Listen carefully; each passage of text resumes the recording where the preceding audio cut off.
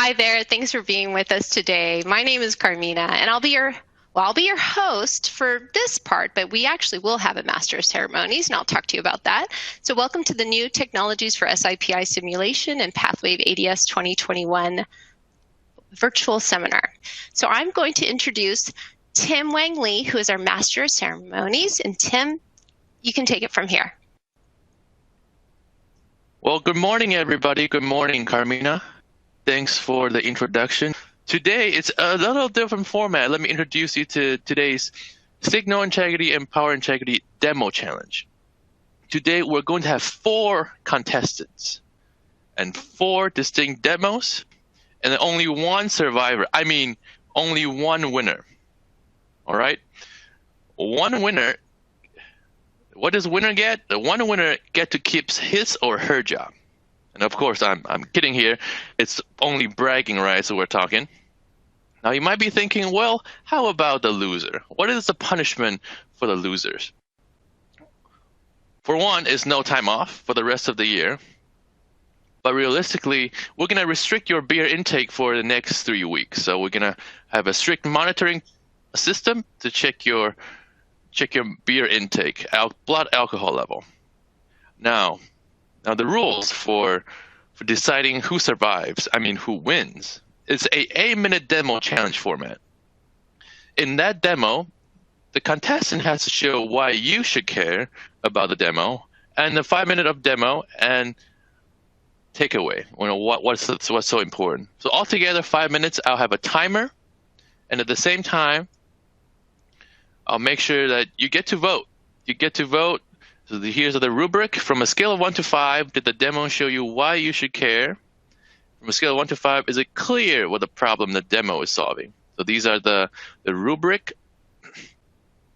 Now, before we start the competition, I want to introduce our 4 contestants on deck.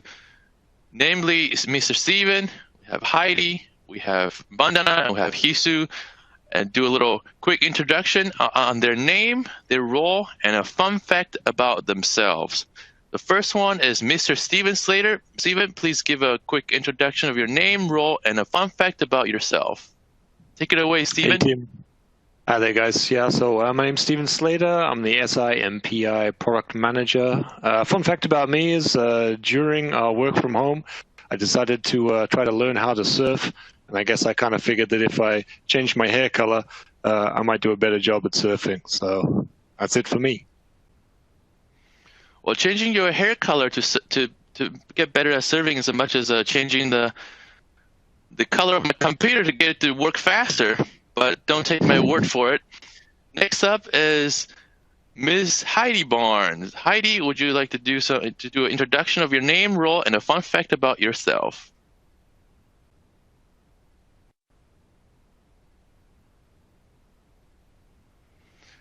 Yeah. Do we have Heidi? Heidi really likes there we go. Underwater. There we go. I'm holding my breath over here, Tim. We'll get to that fun fact. All right. Heidi Barnes here, and I am the PathWave ADS Power Integrity product owner. And the fun fact that I have to share today is that my favorite sport is underwater hockey, and you get bonus points if you've actually heard of that sport.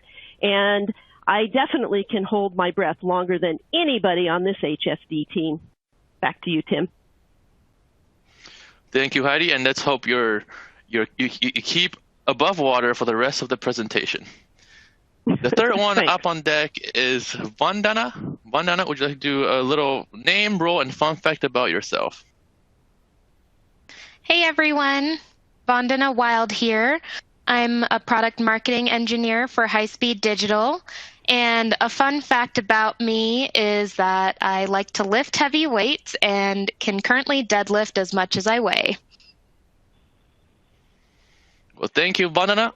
I hope I can also lift a lot, especially the weight of the world. Last but not least, Mr. Hisu Lee, please do a quick introduction of your name, role, and fun fact about yourself. Hisu, take it away. All right, sounds good. My name is Hisu Lee. I'm the product owner for a memory product. And fun fact on myself, I'm going through probably middle-age crisis. So some people may not notice me because last year I had a long hair with a ponytail, and then now I have a more like a buzz cut. So the victim of this interesting part is my hair. That's on me. All right, all right. The hair is the victim. I think there's a connection here between the blonde hair, better serving, and then haircut for better simulation. We'll see what the haircut would bring to the table. Now, before we do more, I want to show this 8-minute challenge demo format again. So it's 8 minutes, and you have to show why you should care, why the why the audience should care, and the demo and the takeaway. And the first one on deck will be Mr. Steven with the blonde hair. Don't care. So Steven, please take it away with your 8 minutes, and I will start the timer. All right, guys. So hello. I'm going to actually try and cram 2 demos into the 1 time limit. So let's get started. The first thing is when you lay out a PCB board, there's so many traces and you don't have time to electromagnetically simulate them all. So how are you going to verify that the impedances are correct? And because there's so many traces and these are, manually laid out, it's very easy to make a mistake. Mistakes can be when you need to move some traces from one layer to another, and you manually move them and then forget to adjust the widths or spacing for the new layer. So how are we going to catch those mistakes, and how are we going to make sure that we don't waste precious time simulating only to find that after the EM simulation is done, there was a problem with the substrate stack up and I've got to throw away my results. So what we're introducing to you today is RapidScan Z0. It's a quick check for trace impedance. You kick it off from inside of SIPro. It's going to help you to quickly detect errors in the layout. And it's going to give you more information because it will tell you information about the individual sections of each trace and even give you skew information as well. Okay, so, in a nutshell, why should you care? Well, in just minutes, you're going to be able to detect errors in the trace routing or stack up. You can quickly find nets that are outliers in a group, so comparing nets to each other. And the last thing is that we don't have time to EM simulate everything, so reduce risk. Don't leave any nets unverified. At least check with RapidScan first. So now I'm going to share my screen. This is a board in SIPro, and you can see what I've done is I've just filtered to look at the nets in the memory channel. So I'm selecting. I'm going to choose all of the data nets. So I've got 64 data nets. Right-click, RapidScan, Analyze Transmission. And what it's going to do is it's going to go and break up each and every one of those traces into its constituent sections. And then it's going to report to us what the characteristic impedance of the longest section of the trace is. So just setting what I determined to be the desired impedance, 34 ohms, and 10% up and above and below is what I would class as being pass or fail. And then here it's telling me now that all of these traces, except for this one, happen to be around 34 ohms. This one, of course, I edited it on purpose in the layout to make sure that it stuck out. But if you select them, it's going to tell you more information about that individual net. So it says 33.9 ohms, but that's for the longest section of the trace. And down here on the bottom, you can see that there's other sections of traces, some that happen to be higher in impedance, and then it also represents the vias as well. Now, what would happen if I selected multiple nets at the same time? If I selected multiple nets, what it's going to do is going to compute and compare we know the total length, and it's going to compute the skew between them, so that I know what I've designed for, and I can compare and make sure that these things are actually length matched or not. And then, so that I can identify where something might be or try to find out, to visualize a trace that might be not meeting the requirement, I can visualize it all. Just need to remove these guys, and we'll take a top-down view and zoom in. And you can see that it's showing us here The green traces happen to be the ones that are passing the metric. The blue happen to be traces that are outside of the metric. Okay, so last thing you might ask about this would be, can I do differential pairs as well? Yes, absolutely you can. And you might want to know about the vias. Hey, why don't we specify what the impedance of the via is? Well, that's a really good question. The reason you don't see the impedance of the via is because this via's impedance depends upon the ground stitching vias as well as the anti-pad clearances around the via. And so to get a good idea about how well our vias are performing, what we really need to do is to make sure that we can use a tool like Via Designer. This is the second part of the demo. Via Designer is a tool that helps you to build a very, very fast and very accurate model here of a via. This is a differential via. These actually happen to be micro vias, so 2 laser vias stuck on top of each other, and then turned into an array. And this is something that's brand new in ADS 2021, is the ability to now use Via Designer to create arrays of vias. So what you see here is you set up the via by going through, so this is for the pad stack. You can specify all of the different settings here. You can add a variable. If you add a variable, it comes down into the table, which you can then sweep. For your micro vias, you get the ability to add them and even set things like a conical shape for the laser via. You can do back drilling, and you can have multiple feeds. So for things like DDR vias, you might want to come in and feed in at a center of the via and come out at the center of a via, meanwhile having a connection at the top and bottom. All of that is possible. And the newest thing is this ability to now create the same instance, just replicated in multiple locations, and you get to adjust and pick the X and Y parameters. Okay, so then once I've done that, what do I do? Once I've got a sweep, you're going to press check to check the geometry. It'll go through all the possible combinations that you're sweeping through. Make sure you don't have any issues, you don't have any shorts. And then you go and press simulate, and then you're going to get the simulation results here.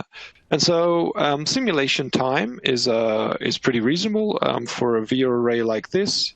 It's a 3D finite element method solution, and it does an iterative refinement of the mesh. And so it solves this problem to 80 gigahertz in 10 minutes. And then if I want to compare two different simulations that I've run, I can quickly select them both and press S parameters, and it's going to show the results overlaid. And of course, because these are differential vias, we really want to see the differential to differential and differential to common mode, and all of this is built inside of Via Designer. So that's the process. You analyze the vias, you make sure that the via response is how you expected, and then we're going to export it to a schematic. When you drop it on your schematic, it's going to look like this, and then you connect up your TX and RX, and so we've got R1 transmitter and receiver, and then these are the crosstalk sources either side. And what would be the result of that simulation? So for that, I'm going to pass back into the slides. Okay. Right, so this is the results then of the simulation. So on the left-hand side, you've got one via array. On the right-hand side, another. We instinctively believe that the one on the right probably is better for crosstalk, but we don't tend to have that much space on a board. So how much worse is the one on the left? We're doing a system simulation with this parametric model enables us to quantify it. So you can see that the one on the right is better by 13 millivolts in eye height, 3.2 picoseconds in eye width, and maybe that is okay, that we can live with a reduction in 13 millivolts and the eye width being less as well. Okay, so last things is just to summarize now. Yes, we can do conical vias for the lasers. Yes, we can do via arrays. We can do diving boards for added impedance control, and we also can support teardrop pads. So, summary, via designer benefits, it's very easy to set up a parametric model, very easy to generate that model. You export it to the schematic, and now that one model is available with all of the individual S parameters stored underneath that one model. It's also included in every single PathWave HSD bundle, so if you have ADS already, you should have access to it.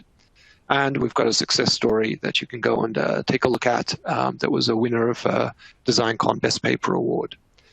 Okay, thank you very much. Pass back to you, Tim. Thank you for the great demo, and Mr. Slater, I'll talk to you later. Now we're going to move on to the next piece that is about power integrity. And with that, I will bring up Heidi, my favorite HB person. Now, again, there's an 8-minute demo challenge format. I will start a timer as you start speaking, and you have to show the audience why you should care, demo, and then the takeaways. Without further ado, Heidi, please take it away. Thank you, Tim. Here we go. Advancing the power integrity workflow with PathWave ADS 2021 with PIPro. Why do we want to simulate? Well, here's a great example. This is a Xilinx FPGA characterization board that we can bring into a simulator and run an EM simulation on.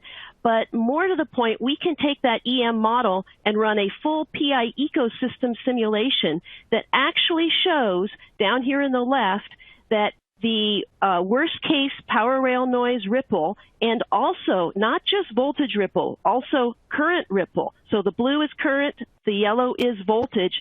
If we think we're running worst case at the very high 200 megahertz mission load Saturday switching speed and pulling 13.5 amps, it's not the worst case. In simulation, we can actually show, and we can go find that the worst case noise is at 30 megahertz with only 2.5 amps of dynamic current at the load. And here you can clearly see that the voltage and current ripple is much larger at this lower frequency with lower current. So the key takeaway here is that you really want to look at dynamic current and voltage at the FPGA's pins to determine the worst case power rail noise. So let's go see how we can do this type of analysis. We're going to show you a quick, in less than 8 minutes, Tim, how to do a basic power integrity workflow. We're going to start with a DC-IR drop, make sure the board imported correctly, and that we're getting the voltage from the VRM to the sink. And we can look at the margins, power rail margins. And then we're going to just copy that analysis to an AC analysis and generate our EM model, look at target impedances, and then we can export that model, EM model, with all of the capacitors already attached to a simple schematic symbol, drop it into a PI ecosystem simulation, and get our time domain and frequency domain results. So let's go ahead and jump right to that demonstration. And I'm going to share my screen, if it'll let me share my screen, and I will go ahead. And it says I'm sharing. So Tim, just give me a thumbs up, or actually a verbal thumbs up when you can see my screen. Oh, verbal thumbs up, pending. Okay, pending. Here we are, yes. Confirmed. Okay. Confirmed. Here we go. This is ADS main window that I've just opened up, and this is the workspace with the FPGA characterization board. And I'm going to open up this hierarchical schematic that lets me organize my workflow. So I import the board as my first step, and we're going to go ahead, and we can see that we've imported that board. And then there's an SIPI. We can just go ahead and open up SIPro PIPro, which I've done for us. The board comes in. It's a 3D EM simulator, and you can expand the board, see what it looks like there. But what we really want to do is go ahead and get our analysis set up, and it's really simple. When you bring in a board for simulation, it brings in the nets, it brings in the components, and I can just start an analysis, create a new one. You can see here I have analysis 1. You can actually just click on the components in the graphical view here, right-click and say Create VRM for Analysis. And if I do that, it says which analysis. It helps automate this whole setup.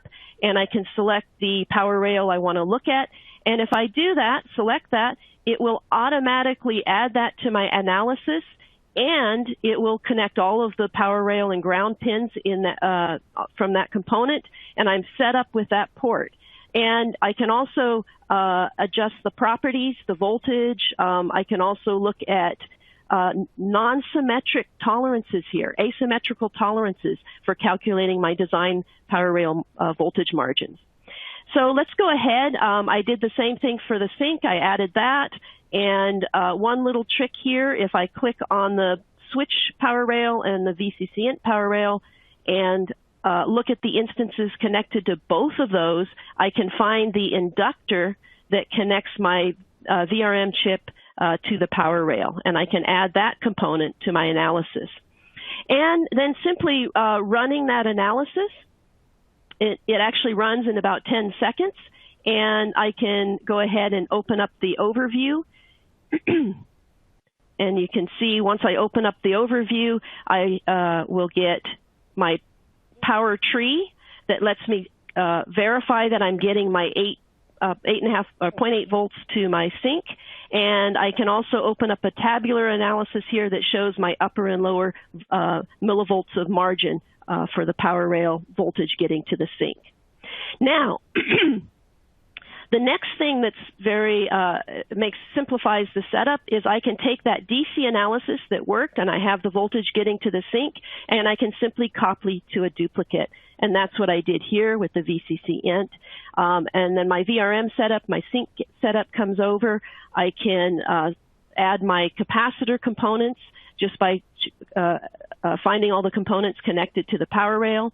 And what you'll notice is those models actually come in as a library cell. It's already defined as a model on the ADS schematic side, and it automatically pulls that model in. So I don't have to sit here and set up all of those component models. When I run this simulation, now this is a full 3D EM simulation, so it does take me about 20 minutes to run this full simulation. And then I can look at the current densities. And what's interesting here is if I look at the current, where the current is coming from at low frequency, at 100 kilohertz, a lot of it is coming from my VRM. And I can click on my VRM here and show you where that's located. And I have to zoom out a little bit. My VRM is bringing the voltage over from the bottom right here. But if I go up to 1 megahertz, you can see that the voltage starts to be delivered from the decoupling capacitors. And those are larger cap up here at the top. But also very interesting is if I go and look at the impedance, I can actually, because this is an FEM solution, I can turn off all of those capacitors, and the impedance plot will automatically update very fast. You saw that with the capacitors turned on and the capacitors turned off. With all of the capacitors removed, I am now looking at the capacitance of my power and ground plane, and I can actually read out on the bottom here how much capacitance my power and ground planes have. Now let's go back to the ADS schematic, or actually our PathWave power integrity workflow here.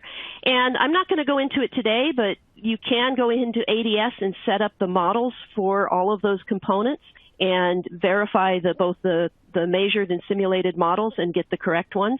But here you can see that we've exported straight from PIPro. You can export the full EM model of that printed circuit board with all of the connections to the capacitor models.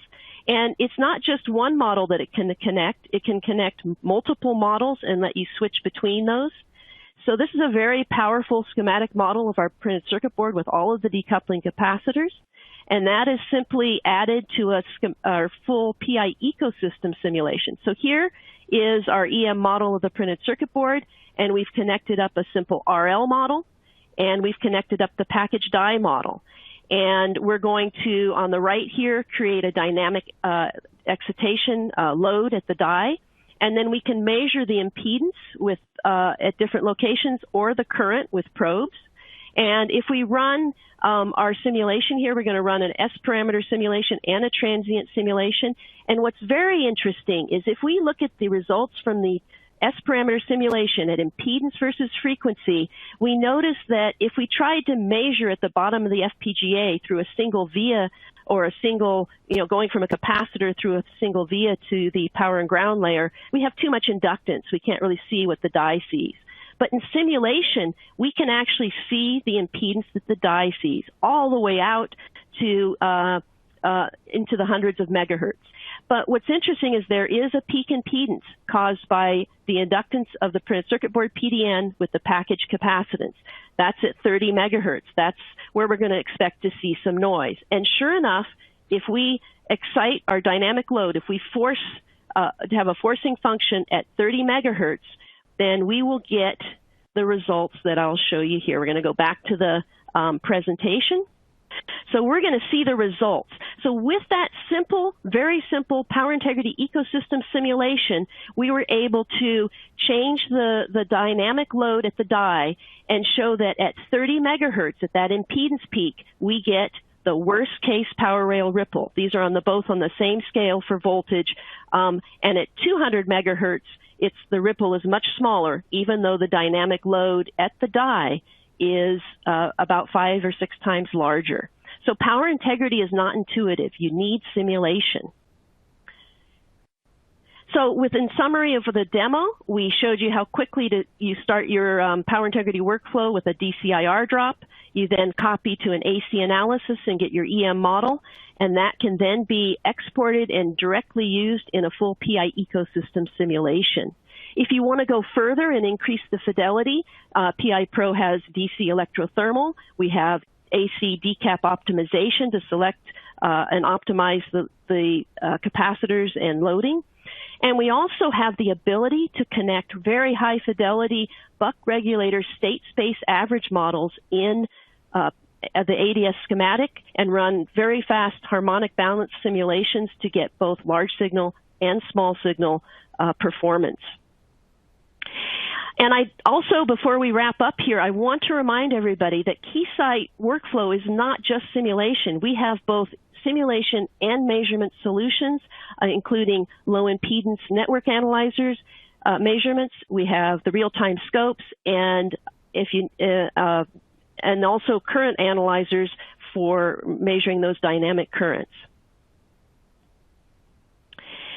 And we're not the only ones saying that PathWave ADS with PIPro is the best solution for power integrity simulations.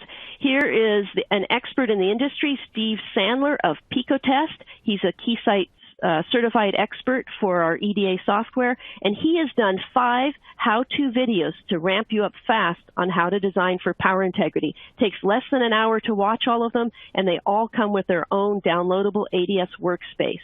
And Steve Sandler is often heard saying, PathWave ADS is the only tool that can simulate the end-to-end power integrity ecosystem.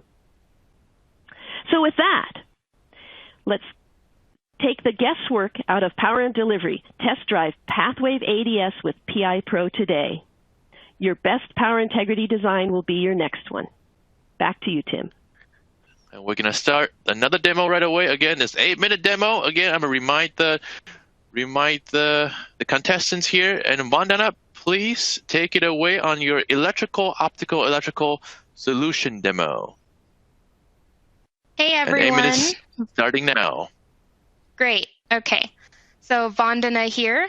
Today I'm going to talk to you about the PathWave ADS electrical solution. So first, let's cover the challenges behind why we created this solution.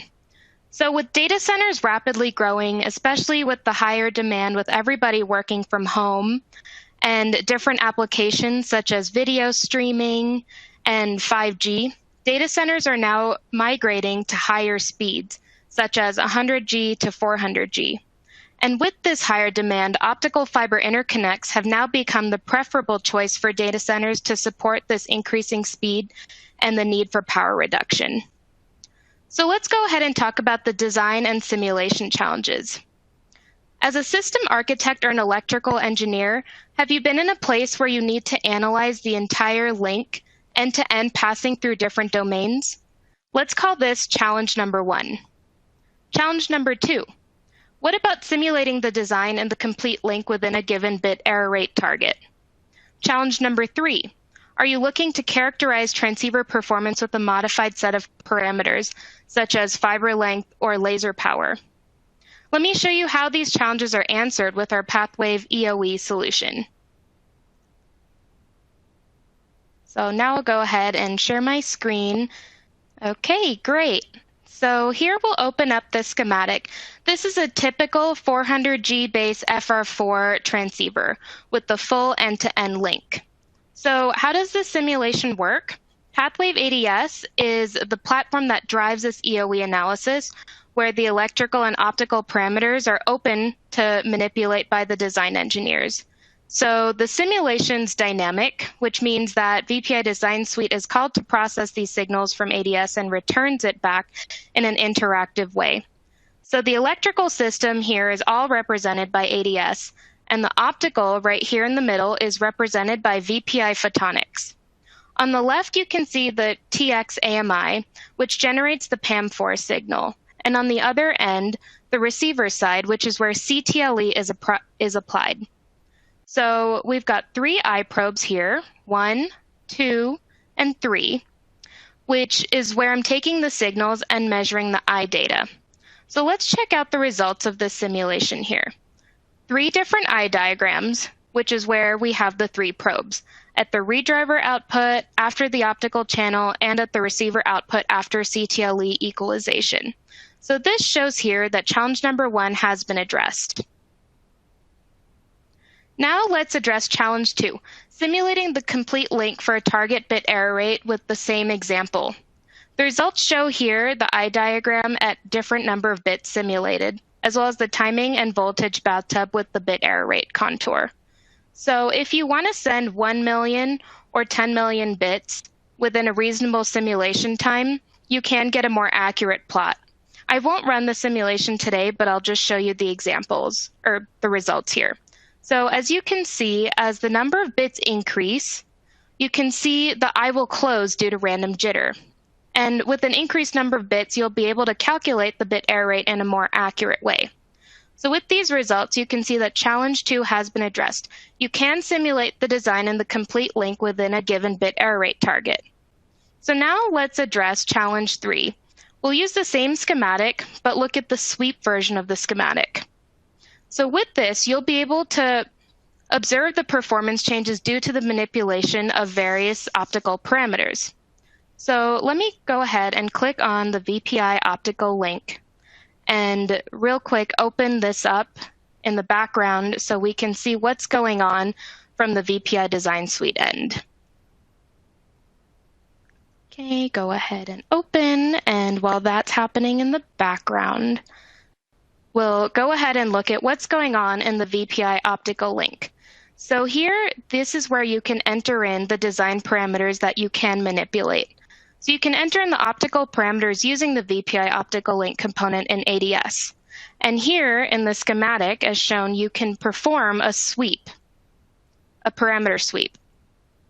Now let's check on how it's coming along opening in VPI Design Suite, which is where I'm going to show you how we can interact with the optical parameters from VPI Design Suite into ADS. Okay, here we go. So we'll go ahead and edit parameters. And here you can see the ADS VPI optical link parameters. So here you've got fiber length and laser power. So this is how ADS is picking up these parameters. So this is how ADS reads in the information. So the optical parameters are coming in from VPI into ADS.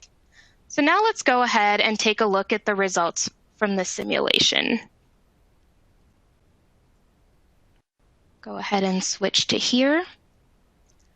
And see, we can go ahead and look at how laser power and fiber length impact your eye. So you can go ahead and click on the toggle and use your left and right arrow keys to see how this impacts your eye. And you can do the same here for fiber length.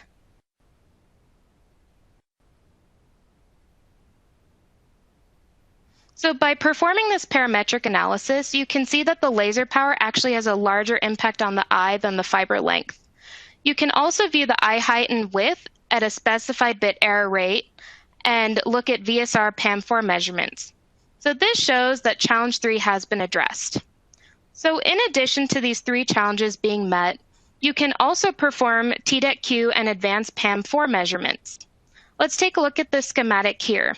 You can see the Flex DCA probe right here, and this allows you to perform TDEQ and jitter measurements using the Flex DCA software. And now you can actually click on the Flex DCA probe and input the parameters directly into ADS to set you up for these measurements. So to conclude, let me jump back to my slides. Keysight Technologies has partnered with VPI Photonics to create the industry-first integrated workflow to allow system engineers and electrical engineers to analyze the entire end-to-end link. You can simulate the entire link that contains the mixed domain channels, observe performance variations with different parameters, simulate the design within a given bit error rate target, and additionally perform TDEQ and advanced PAM4 measurements with the Flex DCA software. And for more information, we do have an EOE YouTube video that'll follow the demo similar to what I covered today, as well as an in-depth webinar to cover this in further detail. And we'll have those links provided to you as well. And that concludes my section. Thanks, Tim. Back to you. All right, all right, all right. Now, the final contestant, Mr. Hisu, you have 8 minutes. The clock is ticking right now. Hisu, take it away. Okay, sounds good. So, all right, let me do my demo. And this is all about the memory designs. And we released yet a new product, which is called Memory Designer last March, which is a little bit over 1 year ago. One of the main target area was DDR5. I'm not sure how many of you are actually doing yet a DDR5. Probably I say most of people are doing yet a DDR4 at this point in time. However, I know that everybody will be moving into the DDR5 by sooner or later. It's because, JEDEC recently announced the final version of the spec for DDR5. So there is no brainer. It's no brainer, thinking that everybody will be moving to the DDR5. So thinking about DDR5, what makes the DDR5 very different from DDR4? Yeah, speed grade is a lot higher, almost doubled, right? But just using existing same channel, being able to open the eye at higher data rate is very, very difficult. That's why DDR5, adapting a AMI, which is doing the equalization, such as the DFE or CTLE, that's what makes the big difference between DDR4 and DDR5. Memory Designer, comes with a complete solution for DDR5, especially with the IBIS AMI, and along with those equalizations. So I'd like to show you one example, starting with a jitter tracking. For the old technology like DDR3 or 4, a lot of timing and analysis were done, but moving into the DDR5, more of the eye data and the mask margins and that kind of stuff are more a standard in a measurement. That's where people needed to be quite cautious about the jitter. And this is one of the example I want to demonstrate. So Memory Designer basically used a very simple concept to build up the design. One with a controller. This we call a smart component that represents the entire controller with multiple wires. And then in the middle, there is a PCB. If you want to include the DIMM connector, no problem. You can include the DIMM connector as a similar smart component. Same for the memory. Once you have the design, you can just go and then run the simulations. But in order to save my time for this contest, I'm not going to simulate it, although it takes only 40 seconds. Let me just open up the window and show you the result. Here is the, sorry, I clicked the wrong one. Here's the jitter tracking. If you look at, this is where we're measuring eye data right after the channel, right? So without having any of jitter, it looks great. But then when you are adding the jitter running at the 48 megahertz and 50 picosecond, you can see the eye data is completely closed. So how you open this data by applying the DFE, for example, to the receiver. With a no jitter case, it opens up the eye data with a 4-tip DFE because eye itself is very clean. But when you are putting this, very much closed the eye data into the receiver, the equalization must be kicked in and open up the eye. And as you could see, even with this 48 megahertz and 50 picosecond jitter that were added both of a DQ and DQ strobe, eye data can be still quite well opened. This is how a equalization works, especially in working with finding out the best optimum DFE clocking by having the two inputs coming to the IBIS AMI motor, which is data and data strobe, right? So second interesting kind of challenge is something about the unmatched I/O. In DDR4 case, DQ and DQ strobe must be more like a same length. But moving to a DDR5 areas, it doesn't need to be. So that means you have a kind of freedom to have different length of the DQ and DQ strobe, which created a kind of skew issues. So the question is, can you really open up the eye with the skew coming between the DQ and DQ strobe?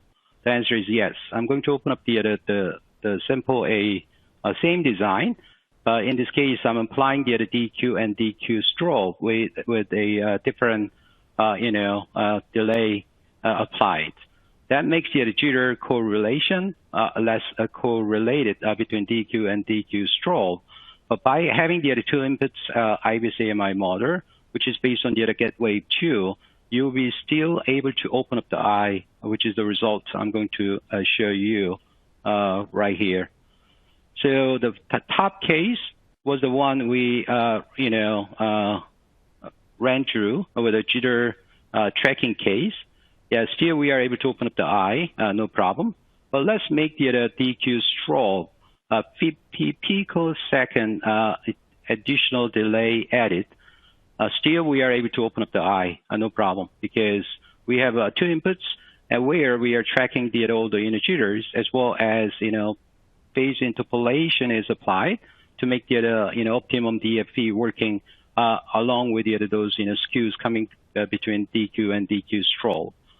If you look at the bottom one, this is quite exaggerated case where actually DQ strobe is 5 UI, which is around the one data, is quite open, right? So these are all the things what we have done for DDR5. Then now you may ask the other question, this sounds good, but I don't have any of IBIS AMI motor that I can use for my DDR5 applications. I have to tell you, don't worry about it. Memory Designer comes with the memory interface AMI motor builder.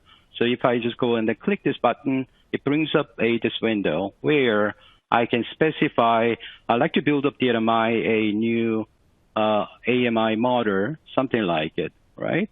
And then go to the next, will give me what kind of choices you have for the devices. Let me choose the RX controller. Then it shows up all the tab, which is related to the DDR5 AMI motor, such as delay, VRAP calibration, even adding the CTLE, multiple poles, and going to enable the DFE. If I enable the DFE, then I can see all the tab values I can enter. And I can go with the clocking that allows me to generate the motor based on the get wave or get wave 2. It doesn't matter. But after you've finished this up, you just go and then say, just go and build the motor. Then it just builds the motor. Then it generates the DLL and AMI files that can be used in your design right away. So although there might be some challenges not being able to get the AMI motor, in Memory Designer case, no problem at all, right? Lastly, a couple of things I'd like to show you. Moving on to the more of a DDR4 cases. a lot of people are wanting to simulate the corner cases or even simulating the eye performance based on the different ODT values. We made this process really simple and straightforward. So if you look at this is one of the typical DDR4 design example that comes with a controller and motherboard and DIMM connector and DIMM board and memory, right? We can easily create this batch simulation, which is sweeping through the different ODT values, and here's the results. This result of a ODT sweep shows eye data, but by moving the different ODT settings, I can see eye data will be changing. If I put the 120 ohm ODT value, I can see that I got a lot smaller than the ODT value of 40 or 48. So this is the typical type of the task design engineers wanted to go. The answer to that, yeah, no problem at all. Last thing, just quickly going over, we added the new capability called a design exploration. This design exploration allows you to enter your own design specification, such as I like to have a minimum size of eye height, something and something, and then you can run the batch simulation and make sure every cases are passing through that specification, and eventually we'll be generating Excel spreadsheet so that every case you see that it pass or fail. So by having this data, you'll be able to see what certain cases are failing to the specification, so that you can dive into the that specific configuration more detail level to fix the design issues, right? All right. That's all. There are a lot more, but due to the timing, I'll stop it here. Back to you, Tim. All right, thank you, Mr. Hisu. Make sure you check out Hisu's slides in the Resources Center. You have a bunch of compilations of the great things that's happening.